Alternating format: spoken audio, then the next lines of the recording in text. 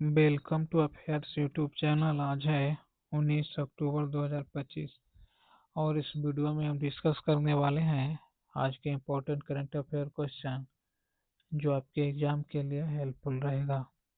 आज का पहला क्वेश्चन है, ग्रेट निकोबार द्वीप परियोजना की अनुमानित लागत कितनी है? राइट आंसर होगा सी, 72,000 करोड़ रुपया। यह परियोजना दक्षिणी छोर पर बुनियादी ढांचे के विकास पर केंद्रित है। परियोजना में गलता खाड़ी के विकास को प्राथमिकता दी गई है। यह द्वीप मलक्का जलडमरू मध्य के पास स्थित है। नेक्स्ट क्वेश्चन, राष्ट्रीय नवाचार रैंकिंग किस मंत्रालय द्वारा जारी की जाती है? राइट आंसर होगा बी, विज्ञान और प्रौद्योगिकी मंत्रालय के द्वारा। यह रैंकिंग इंस्पायर्ड इंडिया योजना के तहत जारी की जाती है। यह नवाचार रैंकिंग कक्षा 6 से 10 तक के स्कूली बच्चों के इनोवेशन के आधार पर तैयार की जाती है। मुजफ्फरपुर इस रैंकिंग में पूरे भारत में पहले स्थान पर रहा है। नेक्स्ट क्वेश्चन, राष्ट्रीय नवाचार रैंकिंग में मुजफ्फरपुर के बाद दूसरे स्थान पर कौन सा शहर रहा? राइट आंसर होगा बी, बोर अर्बन बेंगलुरु।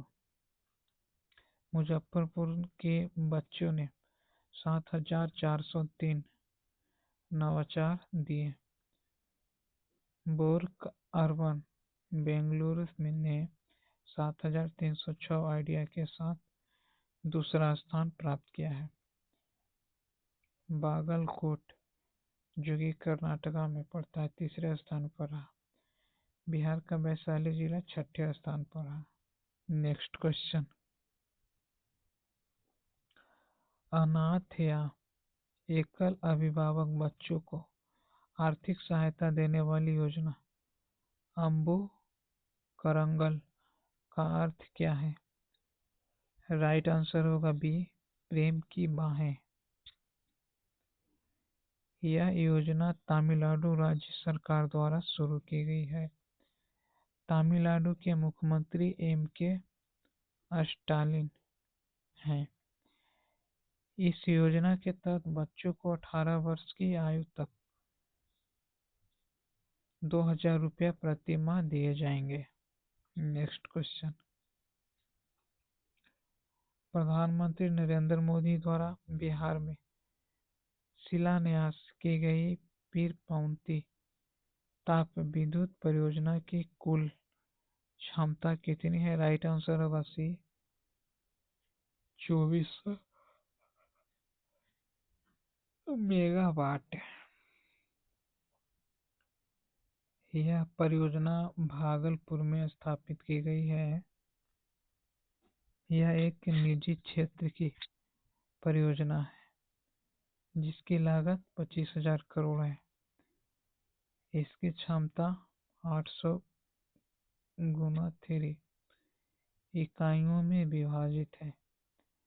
पीएम मोदी ने बिहार में 40,000 करोड़ रुपया से अधिक की परियोजनाओं का शिलान्यास किया है। नेक्स्ट क्वेश्चन, चुनाव नियम 1961 के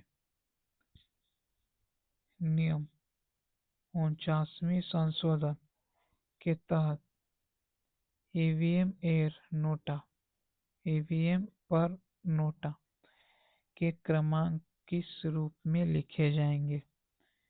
राइट आंसर होगा बी, अंतर्राष्ट्रीय भारतीय अंक।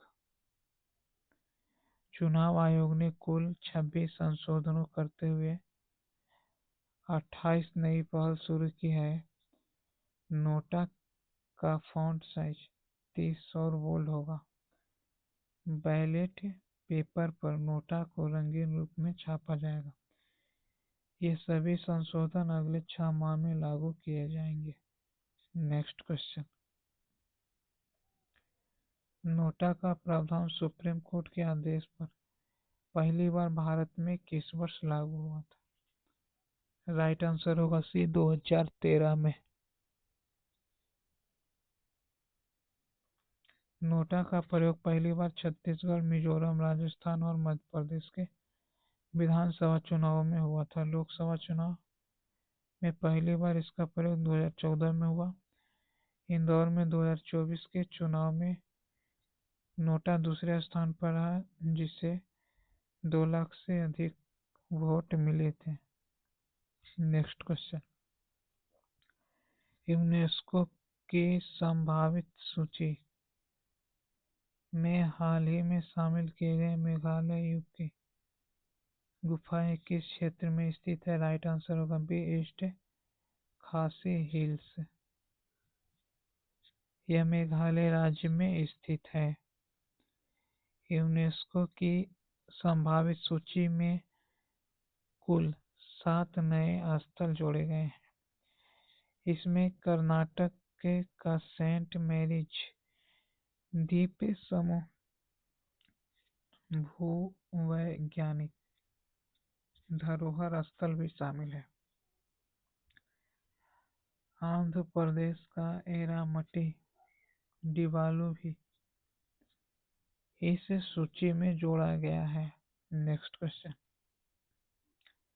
भारत में यूनेस्को के कुल विरासत स्थलों में मिश्रित श्रेणी में कौन सा स्थल शामिल है? राइट आंसर होगा बी, कंचनजंगा राष्ट्रीय उद्यान। भारत में कुल विरासत स्थलों की संख्या 44 है। इनमें 36 सांस्कृतिक स्थल, 7 प्राकृतिक स्थल और 1 मिश्रित स्थल है। 44वां नवीनतम स्थल मराठा सैन्य परिदृश्य है। 43वां विरासत स्थल मोईदम असम में स्थित है। Next question.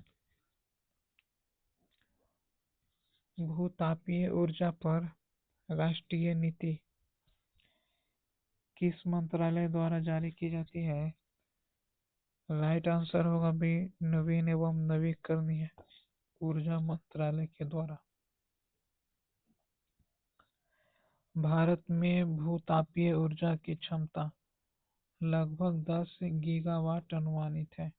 भारत में 10 भूतापीय प्रांतों की पहचान की गई है। इन प्रांतों में हिमालयी क्षेत्र, गोदावरी बेसिन और अरावली क्षेत्र शामिल है। तापीय ऊर्जा भारत में ऊर्जा का सबसे बड़ा स्रोत है। Next question. जेजू द्वीप जहां फ्रीडम एज सैन्य अभ्यास संपन्न हुआ, किस देश का सबसे बड़ा द्वीप है? राइट आंसर होगा सी, दक्षिण कोरिया। जेजू द्वीप को यूनेस्को विरासत स्थल घोषित किया गया है। फ्रीडम एज अभ्यास अमेरिका, दक्षिण कोरिया और जापान के बीच हुआ। तीनों देशों ने इसे उत्तर कोरिया के परमाणु खतरे से बचाव के लिए निवारक उपाय बताया। उत्तर कोरिया ने इस अभ्यास को उकसावे का कार्यक्रम कहा है। Next question. विश्व बौद्धिक संपदा संगठन द्वारा जारी वैश्विक नवाचार सूचकांक 2025 में शीर्ष स्थान पर कौन सा देश है? राइट आंसर होगा डी, स्विट्जरलैंड। स्विट्जरलैंड ने नवाचार सूचकांक में पहला स्थान प्राप्त किया है।